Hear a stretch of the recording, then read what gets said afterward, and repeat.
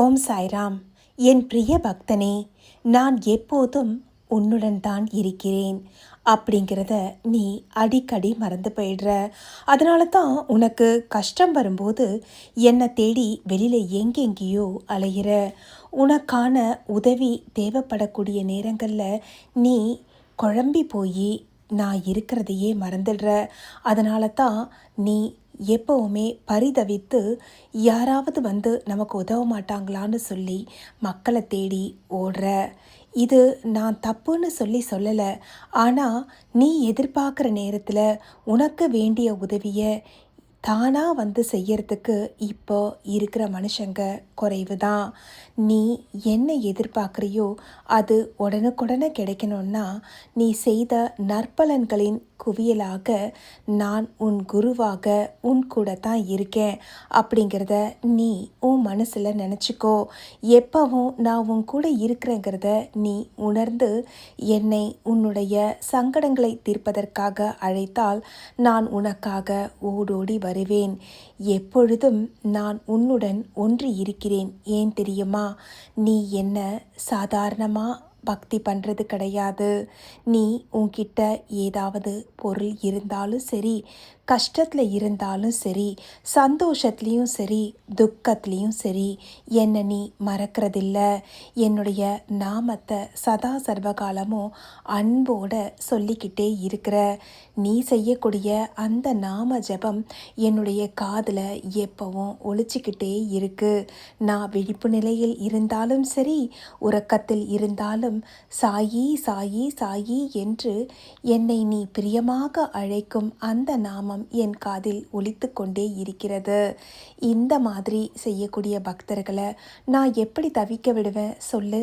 ஆனால் நீ நாமஸ்மரணம் செய்தாலும் ரொம்பவே இக்கட்டான சூழ்நிலை வரும்போது என்ன மறந்து மனிதர்கள்கிட்ட ஓடுறது தான் தப்பு.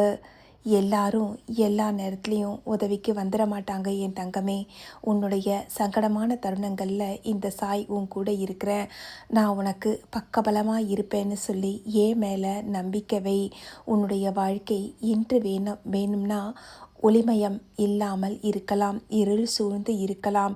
எப்படி சூரியன் வந்ததுக்கப்புறமா இருள் விலகுமோ அதுபோல் உன்னுடைய வாழ்க்கையில் இப்போ இருக்கக்கூடிய சங்கடமான சூழ்நிலை எப்படின்னா ஒரு இருளடைந்த ஒரு அறைக்குள்ளே நீ இருக்கிறத நான் உணர்கிறேன். அப்படித்தான் உன்னுடைய மனநிலையும் இருக்குது. கவலைப்படாத, இதெல்லாம் ரொம்ப காலத்துக்கு நீடிக்காது.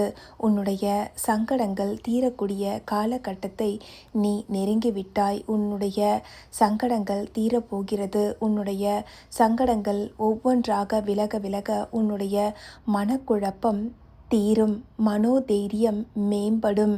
நான் உன் கூட தான் இருக்கிறேங்கிறதையும் நீ உணர ஆரம்பிப்ப. அந்த தருணம் தொட்டு உன்னுடைய சங்கடங்கள் படிப்படியாக குறைவதை உன்னால் உணர முடியும். இதனால் உன்னுடைய வாழ்க்கையில் நீ எதிர்பார்க்காத நல்ல பல விஷயங்களை அடைய போகிறாய்.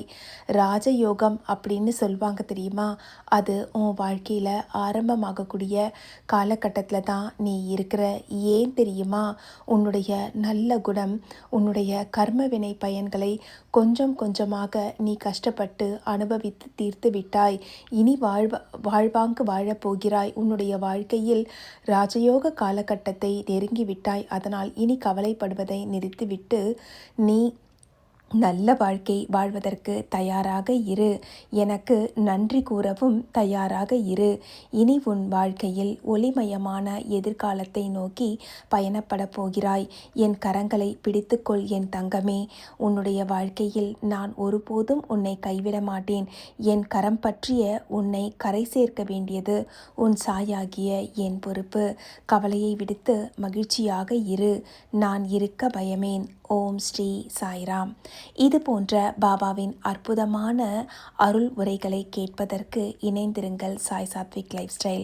இந்த பதிவு உங்களுக்கு பிடிச்சிருந்ததுன்னா இந்த பதிவை உங்களுடைய நண்பர்களுக்கும் ஷேர் பண்ணுங்கள், லைக் பண்ணுங்கள். நம்மளுடைய சேனல் சாய் சாத்விக் லைஃப் ஸ்டைலை சப்ஸ்கிரைப் பண்ணிக்கவும் செய்யுங்க. இது போன்ற அற்புதமான பாபாவின் நிறைய பதிவுகள் உங்களுக்காக காத்திருக்கிறது. நன்றி, வணக்கம். ஓம் சாயி, ஸ்ரீ சாயி, ஜெய ஜெய சாயி.